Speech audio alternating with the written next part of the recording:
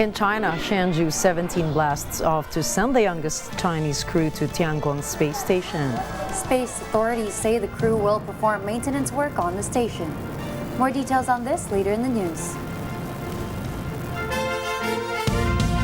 Good evening, I am Gianna Llanes. I am Nina Richie Alagao-Flores. This is Matarang Agila International. Now for the headlines. President Ferdinand Marcos Jr. vows to establish modern training facilities for Filipino athletes. United States reaffirms its ironclad commitment to its mutual defense treaty with the Philippines. India expresses its concerns over the Chinese research ship docked in Sri Lanka. Russia holds a nuclear strike drill following its withdrawal from the test ban. And Representative Mike Johnson is the 56th U.S. Speaker of the House.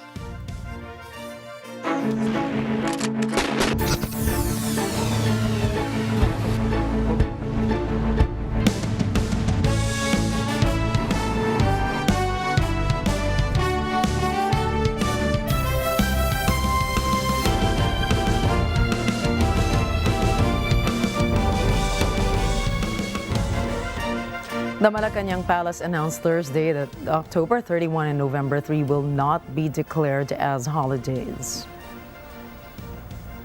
Executive Secretary Lucas Bersamin clarified that the plan declaring November 3 as a holiday is fake news. Next week, the public is faced with long weekend holidays marking October 30 and November 1 and 2 as non-working holidays declared by the palace. Meanwhile, the Department of Labor and Employment, or DOLE, also reminds employers of the proper payment of wages for next week's upcoming holidays.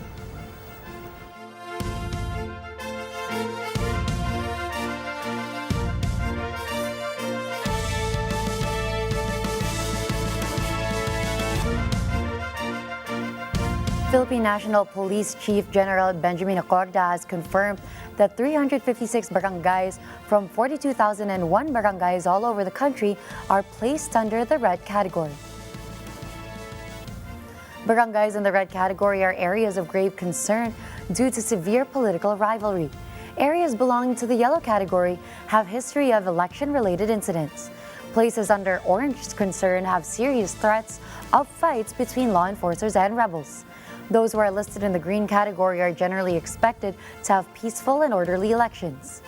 Negros Oriental was the first province to be placed under the COMELEC control. Meanwhile, due to the severe political rivalry related to the barangay and youth council elections, the Commission on Elections has placed Libon Albay under their control. The COMELEC also approved the recommendation of joint security control centers for the town of Libon. Last August, the Philippine National Police logged 4 deaths in the Bicol region, which were all election-related incidents. COMELEC expects the majority of winners of Barangay and Sangguniang Kabataan elections to assume office right after their proclamation. COMELEC noted that the proclamation is scheduled at around 9 p.m. and 6 p.m. in areas with automated election during the election day. The Supreme Court earlier ruled out the Republic Act No. 11935 unconstitutional. The legislator that postponed the barangay and youth polls from its initial December 22 schedule to the last Monday of October this year. Meanwhile, COMELEC also approved a decree allowing the suspension of the proclamation of winning candidates with unresolved cases before the poll body. The COMELEC noted that this will be resolved within 2 weeks after the election. COMELEC stressed that if the candidate is proven to have committed election offenses, the winning candidate will be disqualified from his position. A cybersecurity firm ranks the Philippines as the second most vulnerable country in terms of cyber threats in Southeast Asia. Nathalie Pichi for the details. According to cybersecurity firm Surfshark, Filipinos have been victimized by data breaches at least once.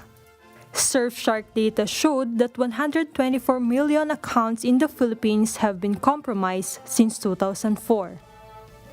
This made the country the second highest in Southeast Asia, topped by Indonesia with 144 million.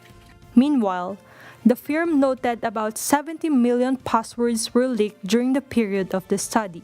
In Asia's ranking, the Philippines ranked 5th based on breach count since 2004, while stood at 17th globally. Surfshark disclosed that an average of 52 accounts in Asia are breached per 100 people. In the Philippines, however, goes up to 106 per 100 people. The firm underscored most Filipinos were victims of phishing activity, particularly text scams. Natalie Pichi reporting for Mata ng Agila International. Trusted, connected, on point. The Sugar Council has pledged its support for an investigation to be carried out by the Sugar Regulatory Administration, or SRA, into the reported decrease in farm gate prices of raw sugar. Earlier this month, SRA Administrator Pablo Luis Azcona highlighted the unusual price fluctuations of raw sugar, which range from 2,550 to 3,000 pesos within just 2 weeks.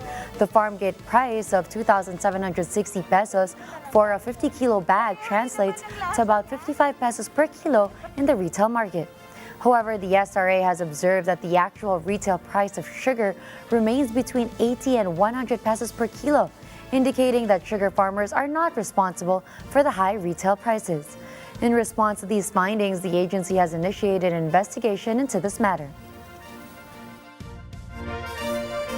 President Ferdinand Marcos Jr. has pledged to enhance support for the development of sports in the Philippines by implementing comprehensive plans and establishing modern training facilities for Filipino athletes. Vin Pascua tells us more. This commitment was made during the medal award ceremony for the participants of the 19th Asian Games in 2023. He emphasized his government's recognition of the significant impact of sports on the development of Filipino society and expressed the intention to back initiatives promoting its growth. To realize this objective, the Philippine Sports Commission is executing a 5-year sports development plan spanning from 2023 to 2028. Aimed at fostering participation from all levels of government and the private sector. In addition, the government is actively transforming New Clark City into a sports hub in the Philippines, allowing national athletes to access the training facilities at the New Clark City Athletics Stadium and Aquatics Center at no cost.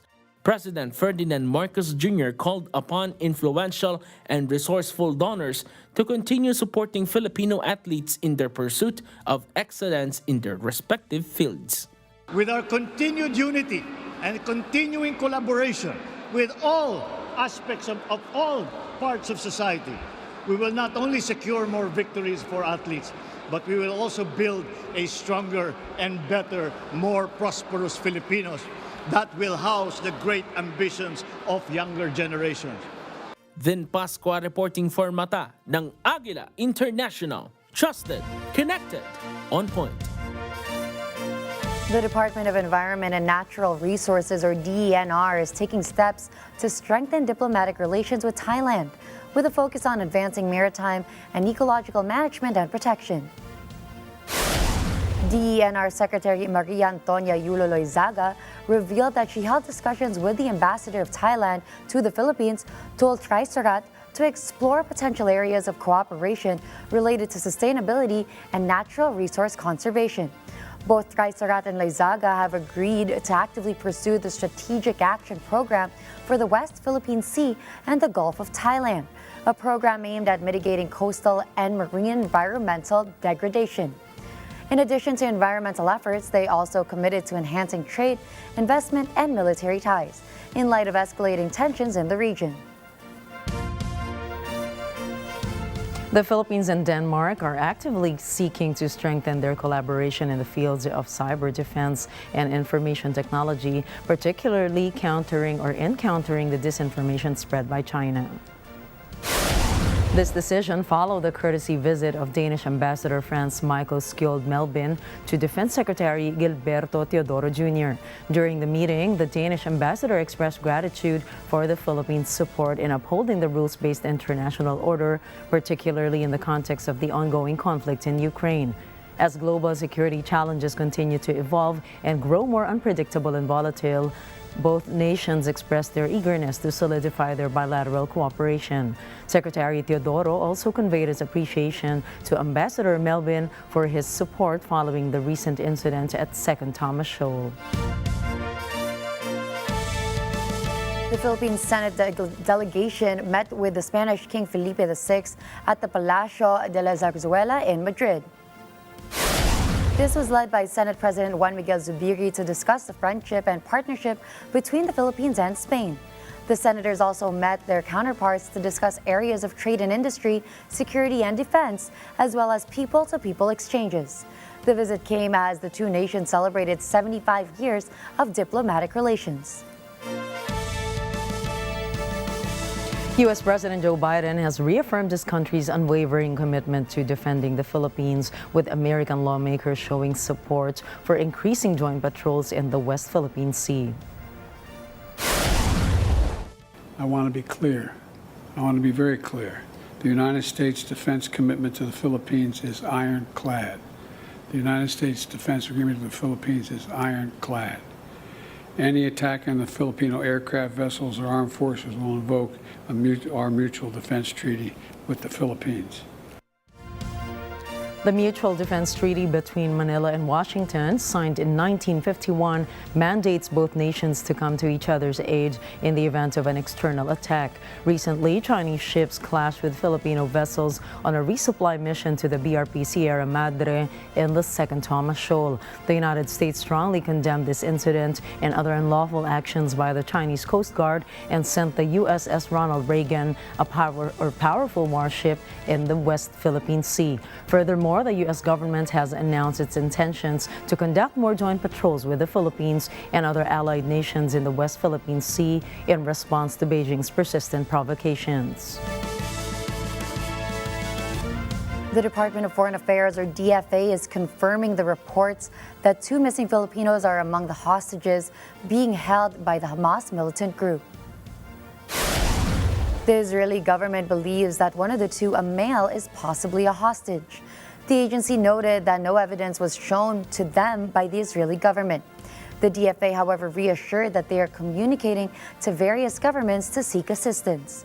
Government data shows there are 136 Filipinos in Gaza, while there are 30,500 more in Israel, which are mostly caregivers.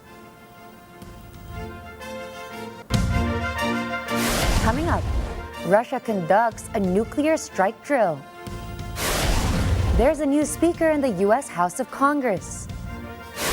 And the UN Security Council fails to address the Israel-Gaza war. Stay tuned, Mata ng Agila International will return for more global news.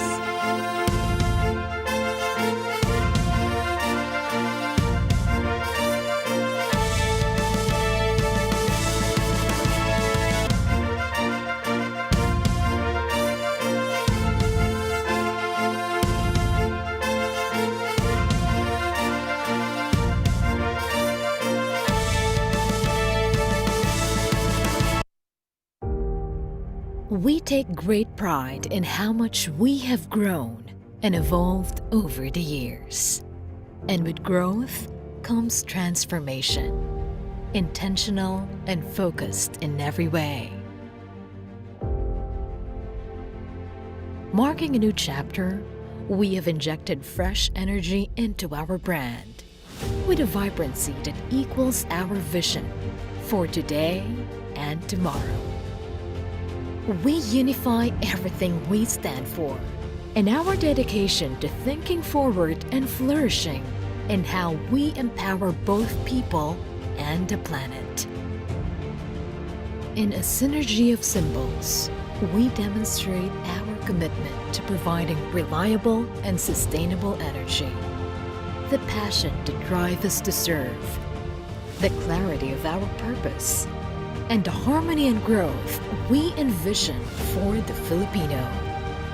Under this re-energized brand, we express our strength in our roots, our diversity, and sustainability. San Miguel Global Power, giving you the power to celebrate life.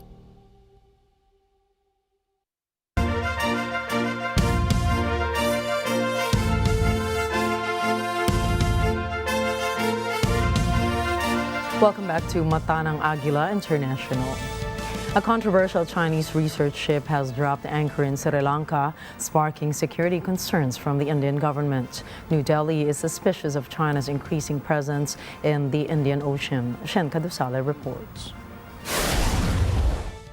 Sri Lanka is strategically located halfway along key east-west international shipping routes. China says the vessel known as Xi'an 6 is conducting oceanography, geologic, and marine ecology tests. It says no research work will be done while in Sri Lankan waters. But Indian news media suggests the ship will conduct a maritime survey of the region. And it says that information could be used by the Chinese Navy for future operations in the Indian Ocean. The 90-meter vessel entered the port of Colombo Wednesday afternoon for replenishment. Last year, India expressed concerns over a similar port call by another Chinese research vessel which specializes in tracking spacecraft. India called that vessel a spy ship. Shen Kadusal for Mata ng Agila International, trusted, connected, on point. Political analysts say the removal of China's foreign and defense ministers appears to enforce leader Xi Jinping's demand for total loyalty and obedience. Experts believe Xi wants to eliminate any potential rivals within the ruling Communist Party. They say Xi is breaking with president by taking down his own powerful appointees. Another expert observes that the Chinese leader is turning the entire Communist Party into a Xi faction. Earlier this week, Xi removed former Defense Minister General Li Shangfu and former Foreign Minister Qin Gang, but his office did not offer details. Both Li and Qin were appointed under Xi's regime, but sources believe the two officials underwent close scrutiny. Analysts say Li and Qin faced doubt over their personal behavior or political alliances. An expert on Chinese politics expects the reshuffle in Xi's government will be seen as a weakness or a sign of his strength. Slovakia's new government is a coalition formed by a populist prime minister who forged an alliance with a pro-Russian party and a far-right group, and that could spell the end of the country's aid to Ukraine. Joanne Soriano has more details. Prime Minister Robert Fico says he will follow through with his campaign promise to end military help for Ukraine. That raises concerns about cracks in Western support for Ukraine. Fico says he will ensure the country has a sovereign foreign policy.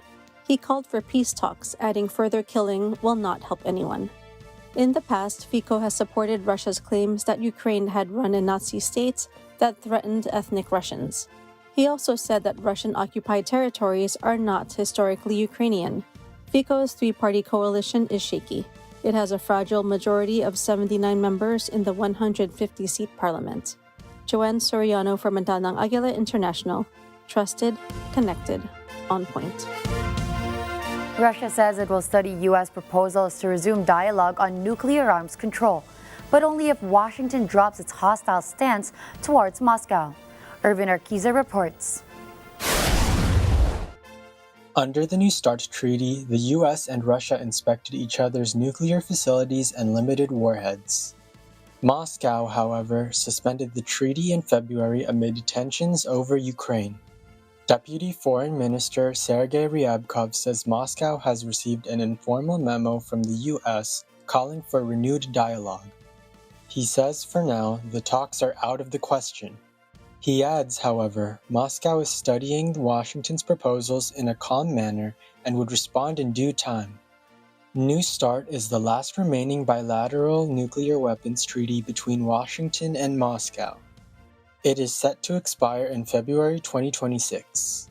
Relations between the two have shown no signs of improvement. Last year, Russian President Vladimir Putin says he was not bluffing about his readiness to use destructive weapons. Earlier this month, he mulled resuming live nuclear tests.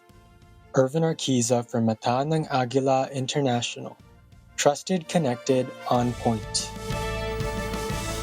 Russia's military, under the supervision of President Vladimir Putin, has carried out a simulated nuclear strike in a drill shortly after Parliament voted to withdraw the country's ratification of a global nuclear test ban. Russia's Minister of Defense Sergei Shoigu explained that the purpose of the drill is to rehearse a massive nuclear strike with strategic offensive forces in response to a hypothetical nuclear attack by an adversary. While similar exercises are conducted annually, there is growing concern that Russia might resume nuclear tests as a deterrent against continued Western military support for Ukraine.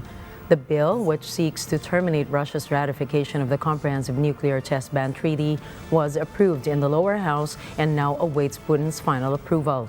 President Putin has justified this move by comparing it to the U.S. stance, which signed but did not ratify the nuclear test ban. As of today, close to 7,000 Palestinians have reportedly died across war-battered Gaza. This as Israel continues its retaliation against Hamas militants after their attack on October 7, killing 1,400 people. The survival of those still in the war-torn region depends critically on humanitarian aid delivery. Several countries are calling for a ceasefire. Others, like Germany, however, say that a humanitarian pause is more appropriate. Marjorie Quintos reports. The German government calls for aid delivery intervals into Gaza. It argues, however, that a full ceasefire would not be appropriate in the conflict between Israel and Hamas. European Union leaders are set to discuss the issue at a summit after rifts emerged within the bloc over how to respond to the conflict. Germany's spokesman Stefan Hebestreit says, at the moment, trying to act as though we must make peace or have a ceasefire doesn't do justice to the facts. Hebestreit says the attack launched by Israel by Palestinian militant group Hamas is still going on since more than 200 hostages, almost all civilians, have been brutally abducted and continue to be held captive. But Germany supports the idea of humanitarian windows or time windows. The German Foreign Ministry spokesman adds that during these times, no decisions are made. Thus, it is possible to bring supplies to people in need. He says UN staff accompanying aid convoys must be able to get into Gaza safely. It must also be possible to distribute the aid from these convoys in such a way that people can receive it safely. EU Foreign Policy Chief Joseph Borrell says he believes the bloc's leaders would back a call for a humanitarian pause to allow aid to enter Gaza. Borrell says a pause would be less ambitious than the humanitarian ceasefire called for by UN Chief Antonio Guterres. Marjorie Quintos for Mata ng Agila International. Trusted, connected, on point. The U.S. House of Representatives is no longer paralyzed. The lower chamber of Congress finally elects a new speaker. Glenn Cadusale has the report. I do, so help me God. With that, Republican Mike Johnson becomes the 56th Speaker of the House. This after the chair was vacant for 3 weeks due to the ousting of Kevin McCarthy. Infighting and division prevented the Republicans from throwing their full support behind 3 previous nominees. Johnson finally won the unanimous support of his party with 220 votes, surpassing the 217 votes needed to win. In his first address to the House as Speaker, Johnson emphasizes what he and his colleagues need to do. Called to do here. I think all the American people at one time had great pride in this institution, but right now, that's in jeopardy. And we have a challenge before us right now to rebuild and restore that trust. Johnson, however, is the least experienced speaker in post-Civil War era. He has never chaired a committee or held a senior leadership role. The Speaker of the House is second in line for the U.S. presidency after the Vice President. Glenn Carlo Cadusale for Mata ng Agila International. Trusted, connected, on point. Former President Donald Trump is backing the new House Speaker, Mike Johnson, a close ally who defended Trump during impeachment hearings and challenged the 2020 election results. Johnson, a staunch Republican, opposes increased funding for Ukraine, which could pose a challenge for U.S. President Joe Biden's national security supplemental, which includes over $60 billion for Ukraine. Johnson argues that these funds should be prioritized for domestic issues. He also supports Republican policies on countering Beijing's trade practices and industrial policies. His stance aligns with Trump's agenda on trade and immigration, advocating for stricter asylum policies and stronger border security. In his first legislative move, Johnson has passed a resolution for U.S. support for Israel, while also calling on Hamas to release all hostages. Turkish President Recep Tayyip Erdogan accuses the United Nations Security Council of deepening the crisis in Gaza by bowing to the Israeli regime. Elise Daniel has the details. President Tayyip Erdogan of Turkey is a fervent supporter of the Palestinian cause. Erdogan, in the first days of the war, has taken a much more measured tone. He has called on both sides for restraint. The Turkish president, however, has become much more vocal after the Ali Arab hospital in Gaza was hit 1 week ago, an event that led to large and angry protests across the Muslim world. In a statement marking the UN's 78th anniversary, Erdogan says the international community is not rising to the challenge in the face of the Israeli regime's unlawful and unrestrained attacks against civilians. He accuses the UN Security Council of deepening the crisis with what he describes as its one-sided attitude. This, he says, instead of the Council stopping the bloodshed, ensuring a ceasefire as soon as possible, and taking steps to prevent civilian casualties. Elise Daniel for Matanang Agila International, trusted, connected, on point. United Nations Secretary General Antonio Guterres rejects what he says are misrepresentations of his remarks a day earlier on Palestinian grievances that infuriated Israel. Bruce Balmeo has the details. Without naming Israel, UN Chief Antonio Guterres says he is shocked by misrepresentations of some of his statements yesterday in the Security Council. Guterres says it is as if he was justifying acts of terror by Hamas. Addressing a Security Council session on Tuesday, the UN chief, again without naming Israel, denounces the clear violations of international humanitarian law witnessed in Gaza. He says it is important to recognize the attacks by Hamas did not happen in a vacuum, as the Palestinians have been subjected to 56 years of suffocating occupation. These remarks especially outraged Israel. Guterres says on Wednesday it is necessary to set the record straight, especially out of respect for the victims and their families. In the beginning of my intervention yesterday, I clearly stated, and I quote, "I have condemned unequivocally the horrifying and unprecedented 7 October acts of terror by Hamas in Israel. Nothing can justify the deliberate killing, injuring, and kidnapping of civilians, or the launching of rockets against civilian targets. I spoke of the grievances of the Palestinian people. And in doing so, I also clearly stated, and I quote, but the grievances of the Palestinian people cannot justify the appalling attacks by Hamas, end quote. And then I went on with my intervention, referring all my positions on all aspects of the Middle East crisis. Israeli Foreign Minister Eli Cohen cancels a meeting with Guterres. He angrily points his finger at Guterres during the Tuesday session. This while he reads graphic accounts of civilians killed in the October 7 assault by Hamas. Israel's ambassador to the UN, Gilad Erdan, calls on Guterres to resign. On X, Erdan writes, "The UN chief has expressed an understanding for terrorism and murder." Bruce Balmeo for Matanang Agila International, trusted, connected, on point. The UN Security Council has rejected rival United States and Russian resolutions, again failing to address the Israeli-Gaza war. The Council is UN's most powerful body, maintaining international peace and security. Still, its internal divisions have left them scrambling to find a resolution with acceptable language for all sides. The resolution drafted by the United States would have reaffirmed Israel's right to self-defense and urged respect for international laws, calling for humanitarian pauses to deliver desperately needed aid to Gaza. 混淆了基本是非。从做法上看，这一草案匆匆出台，缺乏应有的共识；从效果上看，这一草案没有反映全世界关于停火止战等最强烈的呼声，无助于解决问题。基于此，这一草案显然不具备获得通过的条件。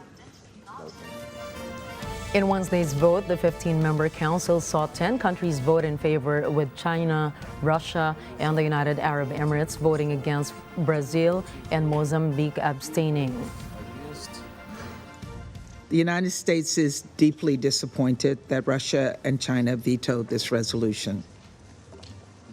A resolution that, as I've said, was strong and it was balanced. That was the product of consultations with members of this council. We did listen to all of you. We incorporated feedback and we worked to forge consensus around a resolution that would send a clear message to the world. A Russian resolution was then put to a vote, which would have called for an immediate humanitarian ceasefire and a condemnation of the Hamas attack in Israel, as well as Israel's indiscriminate attacks on civilians and civilian objects in Gaza. In that vote, 4 countries voted in favor, with the United States and United Kingdom voting against and 9 countries abstaining. The United Kingdom could not support the resolution proposed by Russia, which once again failed to recognize Israel's right to self-defense. With the Security Council still paralyzed, the Palestinians are turning to a 193-member General Assembly where there are no vetoes, just as Ukraine did after Russia's offensive. The Assembly's emergency special session opens Thursday with 106 speakers on the list, and Arab nations have circulated a draft resolution which expects to be put to a vote on Friday afternoon. The draft resolution calls for an immediate ceasefire, demands that Israel rescind its order for Gazans to move from the north to the south, calls for maximum restraint, and demands that essential goods including food, water, and medicines are provided in the Gaza Strip. The UN and NGOs have been very clear. An immediate humanitarian ceasefire, the release of all hostages, safe, sustained, and at-scale humanitarian access, fuel for hospitals and desalination plants, water, and adherence to international humanitarian law. Yesterday, we heard dozens of statements imploring this council to assign the same value to Palestinian life as it does to Israeli life. We cannot allow any equivocation on this point. There is no hierarchy of civilian lives. The United Nations says the Gaza Strip has lived through 16 years of de-development, and the economic consequences of the Israel-Hamas war make the Palestinian enclave's future even more impossible to determine. Bernadette Regini reports. The report on the state of the Palestinian economy in 2022 says the Gazan economy had been hollowed out. It says the Palestinian economy had also been hit hard by the COVID-19 pandemic. While the report focuses on 2022, UNCTAD officials could not ignore the current conflict. The economic consequences of the current and ongoing humanitarian crisis in Gaza are impossible to determine. What the report does document is the profound economic challenges facing a community under occupation, which in the case of Gaza is compounded by an economic blockade which began in 2007 and along with intermittent military operations. 80% of the enclave's population depends on international aid. Palestinian GDP per capita is currently at just 8% of that of Israel. UNCTAD says that unemployment is at 45% in the Gaza Strip and 13% in the West Bank, with women and young people affected the most.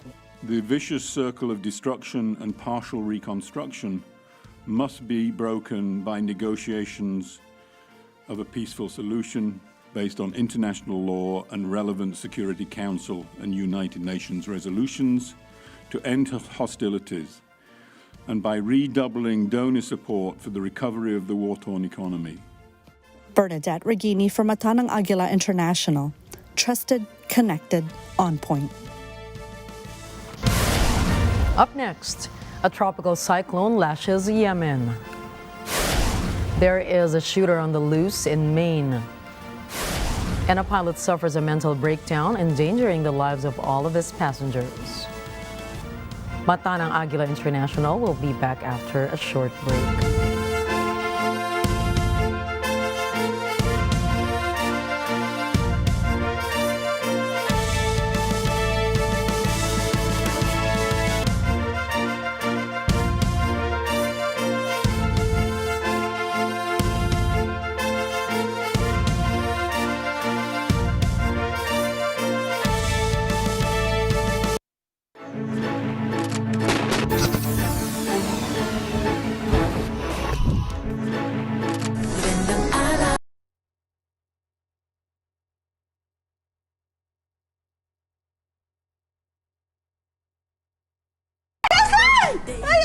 Nag-iisa ka lang.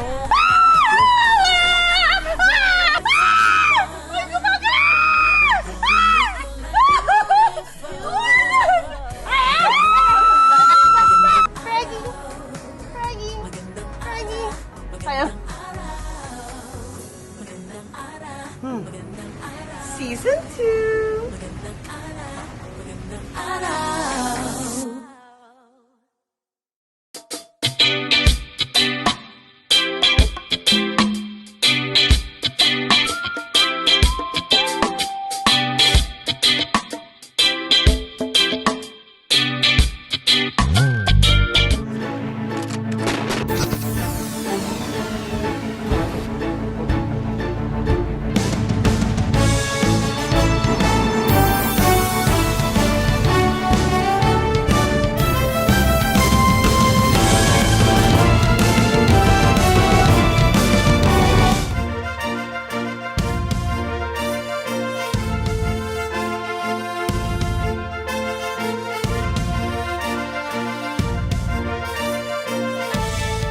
Mexico's Pacific beach resort of Acapulco has been cut off from the rest of the country after Hurricane Otis ripped through the seaside city Wednesday. The Category 5 storm blocked roads and triggered landslides on the region's main highway. Anna Cui reports. The extent of Hurricane Otis's destruction is not known because communications have been cut. Emergency crews are on the scene to provide aid and assess the damage. So far, there have been no reports of deaths. They have had to travel by land because it is impossible to fly into the city. Tourists use beds and mattresses as protective barriers in their hotel rooms. Others took refuge in bathrooms. Officials opened more than 500 emergency shelters for residents. As it moved inland, Otis quickly weakened to a Category 4 storm. Hurricanes hit Mexico every year on both its Pacific and Atlantic coasts, usually between May and November. Few make landfall as a Category 5. Anna Cui from Matanang Agila International, trusted, connected, on point. A tropical cyclone has claimed the lives of at least 7 people in war-torn Yemen and displaced around 10,000 others. Tropical cyclone Tej made landfall over the coast of Al-Mahra Governorate, where telecommunications are down, badly hampering rescue efforts. The storm has flooded roads, submerged cars, and forced Yemen Red Crescent volunteers in Al-Mahra to temporarily suspend operations. Following more rainfall late Tuesday, the storm is expected to weaken and dissipate. In recent years, Yemen has seen an increase in the frequency and intensity of rainfall due to climate change acting on atmospheric circulation in the Indian Ocean. Hundreds of firefighters are on the front lines trying to put out dozens of bushfires in the eastern Australian state of Queensland. Soaring temperatures and dry winds are fanning the flames, creating some of the most dangerous conditions in years. Emmy Capilita Roja has more details. Temperatures in the area reached 42 degrees Celsius on Wednesday, significantly higher than monthly averages. One of the worst affected areas is in the state's western downs. It's an important agricultural and fruit-growing region about 4 hours from the state capital of Brisbane. The fires forced about 350 from their homes. Police found a body Tuesday night near a rural town, although it's not yet confirmed whether the death is related to the fire. Australia is facing its most intense bushfire season since 2019 to 2020. Resident Simon Deary says they've endured a year of drought. We've had little rain for 12 months, so the fuel load on the ground's very dry, and it just ignited, and with the wind behind it, it was, pretty well unstoppable. Officials expect the fire season will continue into the new year. In Brisbane, Australia, Emika Pilita Roja for Mata ng Agila International, trusted, connected, on point. Local police are currently searching for a person of interest in connection with a mass shooting that occurred at 2 locations in Maine. This incident has resulted in the confirmed killing of 16 people, with numerous others sustaining injuries. The suspect in question has been identified as Robert Card, a 40-year-old firearms instructor with military training. Recent information from state police indicates that Card had been admitted to a mental health facility. As a precaution, residents in Lewiston and the nearby town of Lisbon have been issued shelter-in-place orders, with authorities urging people to remain indoors. Law enforcement authorities have also issued a warning to the public not to approach Card if they come across him, as he is considered armed and dangerous. This tragic event adds to the ongoing issue of mass shootings in the United States, marking the 36th such incident just this year. Court documents showed the off-duty U.S. pilot who tried to shut down the engines of a plane mid-flight over the weekend had been under the influence of illegal substances.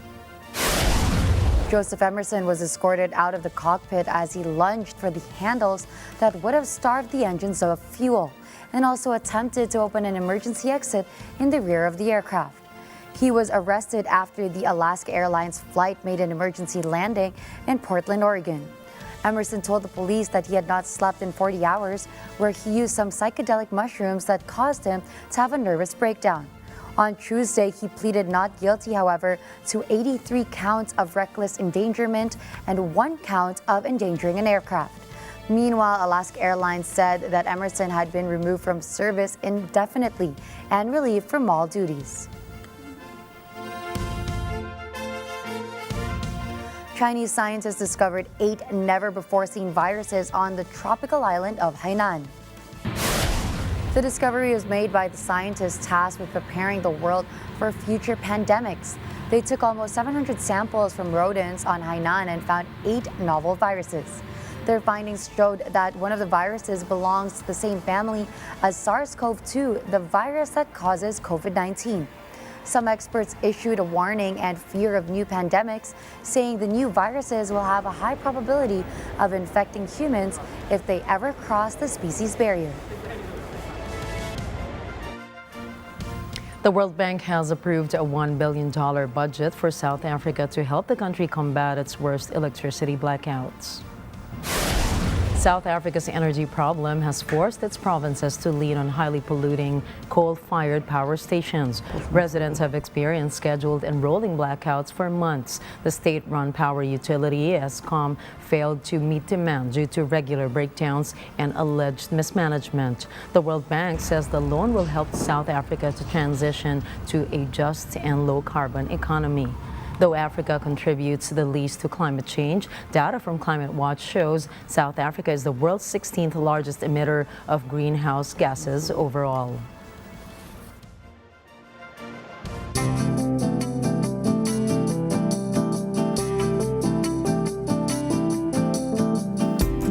According to British experts, bird flu has been detected in the Antarctic region for the first time, raising concerns the deadly virus could pose a threat to penguins and other local species.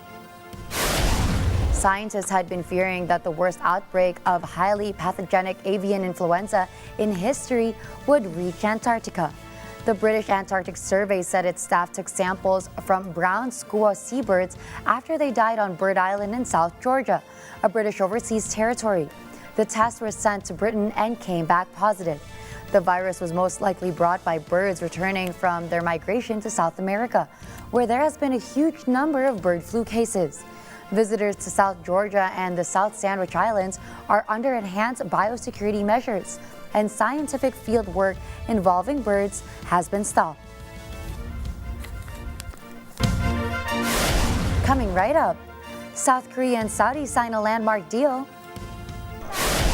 China launches a new space mission. And Big Bang star G-Dragon is under investigation. Catch more news in business, tech, sports, and entertainment when we return.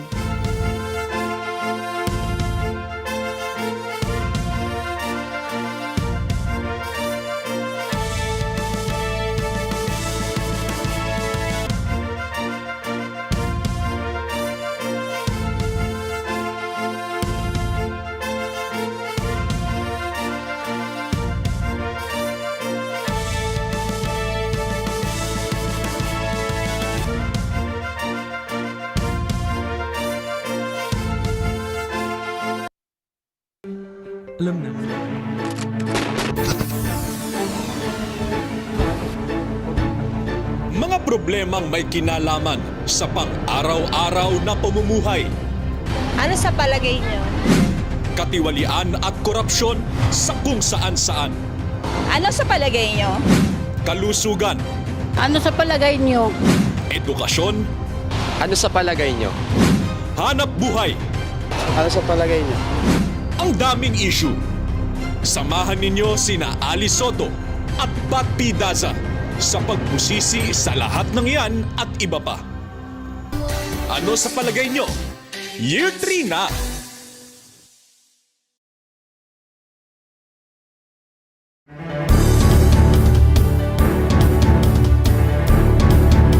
Ang Best Public Affairs Program. And the star goes to Open for Business Net 25. It is a signal to the world that we are open for business. Open for Business with Cesar Vallejos every Sunday, 9 p.m. Ang mikroponong ito'y naglalahad ng saloobin, oras na para ipasa sa bagong makata natin. Galing ay ipamalas, pangarap ilabas, itodo ang lakas, rap sa Pilipinas.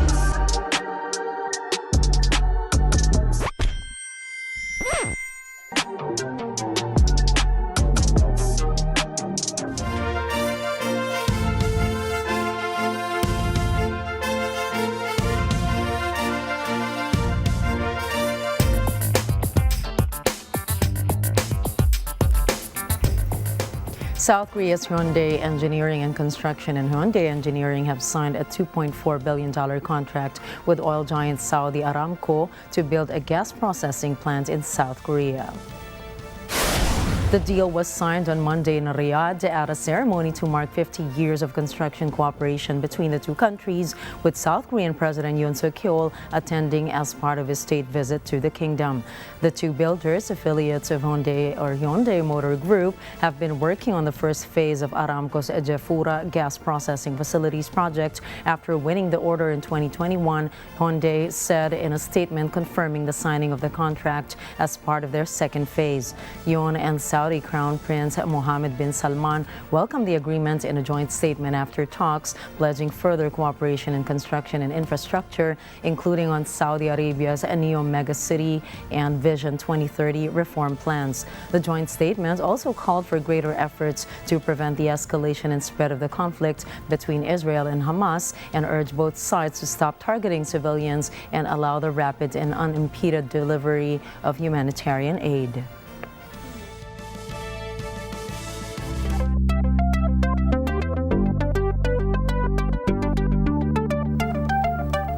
China has launched its new mission to its Tiangong space station. This is pursuant to sending people to the moon by 2030. The crew is tagged as the youngest of its batch aboard the Shenzhou 17 and is led by Tang Hongbo, who is on his first return mission to the space station. With him are Tang Shenji and Jiang Qinlin, both making maiden space voyages. Meanwhile, the China Manned Space Agency said that the all-male trio is set to perform various in-orbit tests and experiments as well as maintenance works on the station. This is to fix minor damages sustained by Tiangong's solar wings from space debris.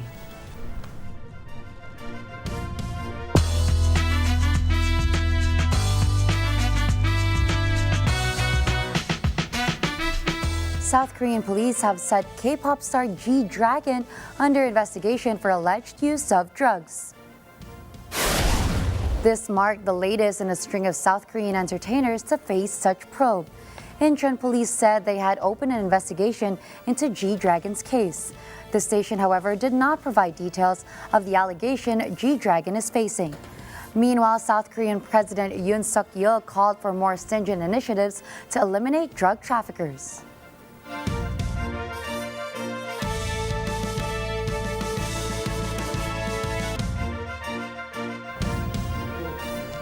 As we near the end of the work week, we send you off with a quote from one of the greatest basketball players of all time, Michael Jordan. Obstacles don't have to stop you. If you run into a wall, don't turn around and give up. Figure out how to climb it, go through it, or work around it. And you know what? We have this ongoing theme of pressuring ourselves because we're comparing ourselves to other people.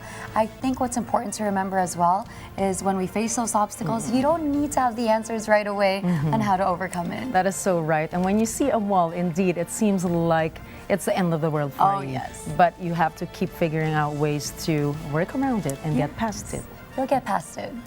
And that's a wrap for tonight's news. Catch the latest updates on our social media channels. I am Gianna Llanes. I am Nina Richie Alagao-Flores. This is Mata ng Agila International. Trusted, connected, on point.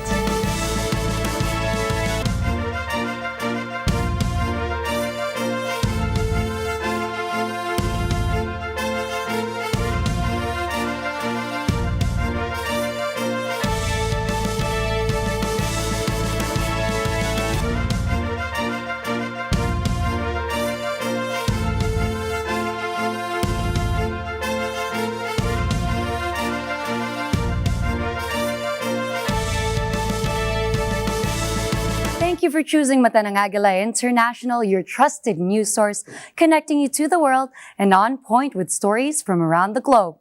Follow, like, and subscribe to @Net25 TV.